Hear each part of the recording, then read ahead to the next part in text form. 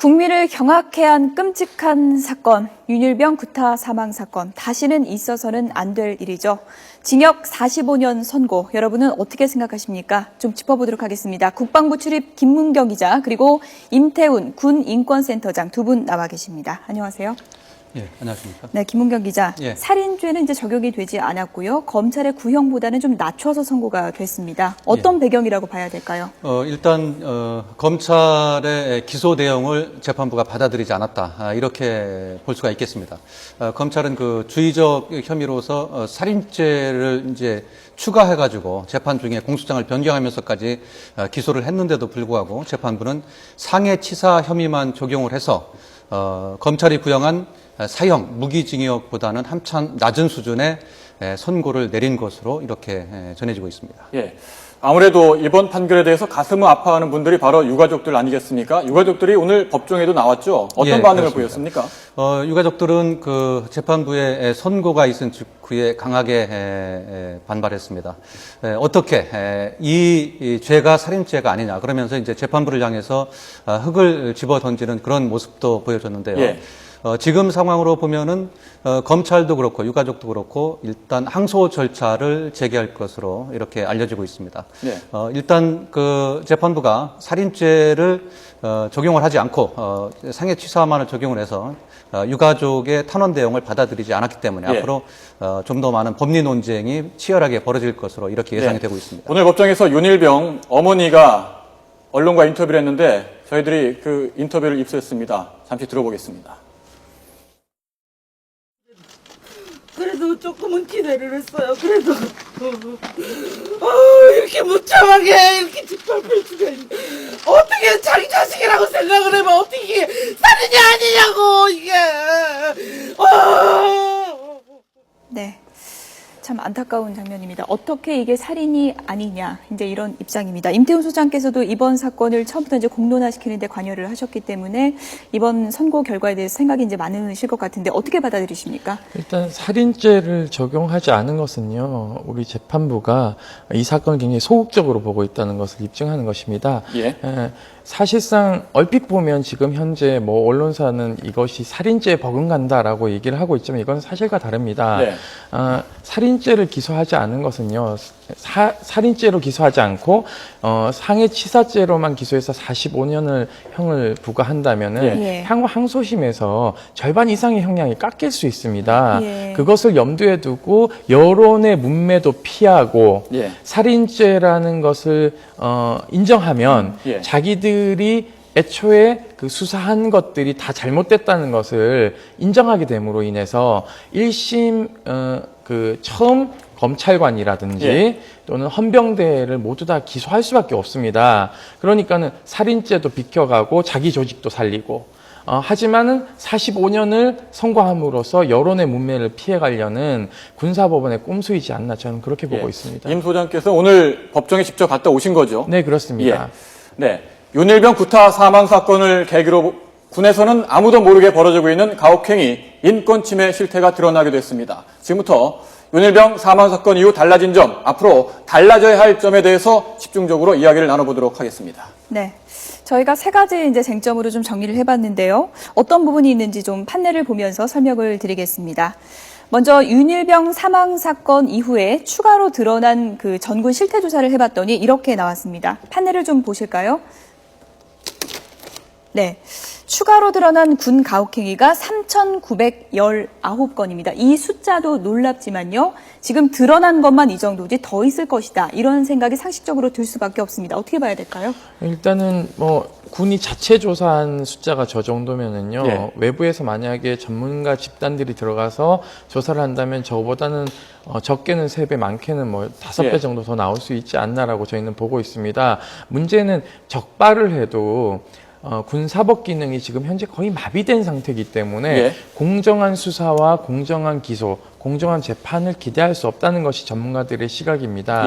그렇기 때문에 향후에 좀 국방 옴부즈만이라든지 이런 것들을 통해서 국회 산하에서 좀 강하게 감시할 수 있는 기구들을 좀 마련할 필요가 있다라는 게 국민들 여론입니다. 네, 지금 군 가혹행위 유형 저희들이 비디오 파일을 준비를 했는데 과도한 장구를 이용한 폭행 18.5%, 건강 의료권 침해 17.1%, 부당한 처분 13.1%, 생명권 침해도 무려 9.2%에 달하고 있습니다. 그러니까 군생활하면서 가혹행위를 당했는데 이 가운데 생명의 위협을 느낄 만한 정도가 10건 중에 1건 정도는 그렇다는 이야기 아니겠습니까? 예. 김문경 기자 어떻게 보는지요? 예, 지금 그 3,919건은 윤일병 폭행 사망 사건이 발생하고 나서요. 네. 군이 그 소원수리 형태로 통계를 뽑은 내용입니다. 그랬더니 육군에만 해당이 되는 내용입니다. 3,900여 건의 관련 내용들이 집계가 됐습니다. 예. 일단 뭐 여기 소장님께서도 말씀하셨지만은 드러난 그 상황이 저 정도인데도 불구하고 네. 아직까지도 이에 대한 그 대책은 나오지 않고 있거든요. 그리고 또 알려지지 않은 부분들까지 포함하면 그동안 우리가 이 군내 폭행 또는 가혹행위 부분에 대해서 상당히 그 주의를 기울이지 않고 살았다 이렇게 평가를 해볼 수가 있겠습니다. 이런 예. 걸 밝혀내는 것도 중요하겠지만 이런 걸 밝혀내면 제대로 된 처벌을 해야 재발 방지가 되지 않겠습니까? 네네. 어떻습니까? 윤일병 사망 사건의 파장 이후에 좀 달라진 부분이 있습니까? 크게 뭐 달라진 부분들은 없습니다. 왜냐하면 기존의 군사법 체계를 그대로 유지하고 있기 때문에요. 지금 현재 병역문화혁신위원회에서 군사법 개혁을 어떻게 할지 내일 좀 집중 토론이 이루어집니다. 비공개적으로요. 그렇다면은 뭐 대안들이 좀 나와서 군사법 개혁이 국민들의 신뢰 정도. 예를 들면 이런 겁니다. 심판관, 자격 없는 심판관을 좀 없애고 네. 우리가 지금 민간법원에서는 재판을 부장판사 이상이 합니다. 그렇다면은 군 법무관 출신 중에서 중령급 이상이 재판장을 한다면 저는 뭐 좀 더 전문성을 강화할 수 있지 않겠나라는 것이 하나고요.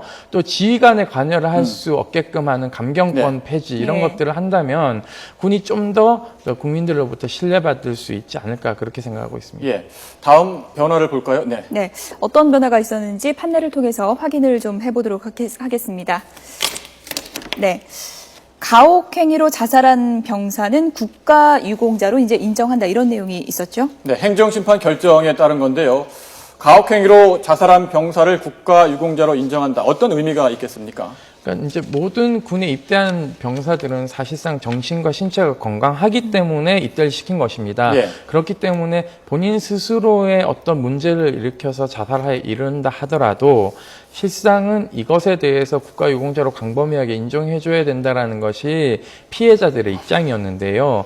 우리 군은 현재 미군과 달리 본인에게 입증 책임을 요구하고 있습니다. 예. 그렇기 때문에 미군처럼 국가가 입증 책임을 하는 방향으로 좀 바뀌어야 되지 않나라는 생각이 들고요. 또 하나는 국가유공자법이 현재 그러니까 그 유공자보다 낮은 단계인 보험보상 대상자만이 잘 될 수 있고 국가유공자 잘 될 수 없는 시스템이기 때문에 이것도 차제의 선진국형에 맞게끔 법률을 개정할 필요가 있다는 것이 전문가들의 지적입니다. 예, 네. 다음 내용을 이런 볼까요? 얘기도 네. 있었지만 또 병사제도 개편 얘기도 있었는데요. 확인을 좀 해보겠습니다. 세 번째는 일병에서 상병으로 병사제도를 좀 2단계로 좀 축소하자 이런 얘기인데요. 어떻게 봐야 될까요, 김문경 기자?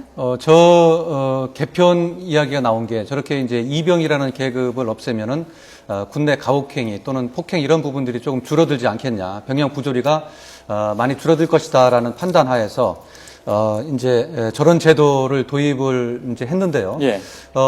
많은 사람들이 염려를 하고 있습니다. 왜냐하면 같은 계급이라 하더라도 입대 날짜가 다르면 군내에서는 엄연히 위계 질서가 있는 상황인데 예. 저렇게 계급을 줄인다고 해서 과연 그런 부조리가 사라지겠냐 이런 이제 우려를 하는 것이죠. 좀 더 적극적인 처방이 필요하지 저렇게 그냥 형식적인 처방보다는 적극적인 처방이 좀 필요하다 이렇게 지적을 하고 있습니다. 예, 국회 차원에서도 군인권법 개정안 논의가 있고요. 발의가 된 상태인데 군인권 문제 근본적인 개선책은 뭐라고 보시는지요? 우선 이제 군사법 체계를 우리 민간 법원 체계와 동일하게 가야 된다는 게 생각이고요. 또 하나는 군인권법도 중요하지만 국방옴부즈만 제도 그리고 무엇보다도 국방부 내부에 장관 직속의 군인권위원회나 법무부와 같이 인권국을 설치해서 내부적으로 인권 메커니즘이 살아 숨쉴 수 있도록 하는 것이 무엇보다 시급한 과제라고 생각하고 있습니다. 네. 네. 김문경 기자도 끝으로 개선책 간략하게 좀 정리를 해주시죠. 일단 윤일병 폭행 사망 사건으로 여러 가지 그 부조리가 이제 이번에 백일화에 드러나지 않았습니까? 예. 그런 점에서 봤을 때 지금 이제 임 수장님께서도 관여를 하고 계십니다만 병영혁신위원회가 지금 가동이 되고 있습니다. 올해 말까지 대책을 내놓겠다 이렇게 이제 국방부에서 입장을 밝혔는데요. 가장 근본적인 문제가 무엇이냐 이런 부분들을 좀 짚어내는 게 앞으로의 군의 그 책임이 아닌가 이렇게 생각이 됩니다. 그러기 위해서는 각계각층의 얘기를 듣고 있다 하지만 이걸 건해서 과연 현실적으로 실효적으로 적용을 시킬지에 대한 부분들은 좀 더 많은 고민이 필요하다. 예를 들어서 뭐 단순하게 GOP 면회제도만 해도 이런 면회제도를 만들어 놓으면 뭐 부조리가 줄어들겠지라는 그런 그 근시안적인 발상이라고 또 비판을 받고 있거든요. 이런 부분들을 좀 더 효과적으로 이번에 좀 적용이 됐으면 하는 그런 바람을 갖고 있습니다. 네, 지금은 고인이 된 윤일병, 누군가에게는 소중한 아들이었고 또 누군가에게는 친구이자 형, 동생이었습니다. 아직도 이런 일이 군대 내에서 벌어지고 있다는 사실에 안타까움을 금할 길이 없는데요. 다시는 이런 일이 발생하지 않도록 뾰족한 대책이 나와줬으면 하는 바람입니다. 네, 지금까지 국방부 출입 기자의 김문경 기자 그리고 임태훈 군인권센터장과 함께 얘기 나눠봤습니다. 두 분 고맙습니다.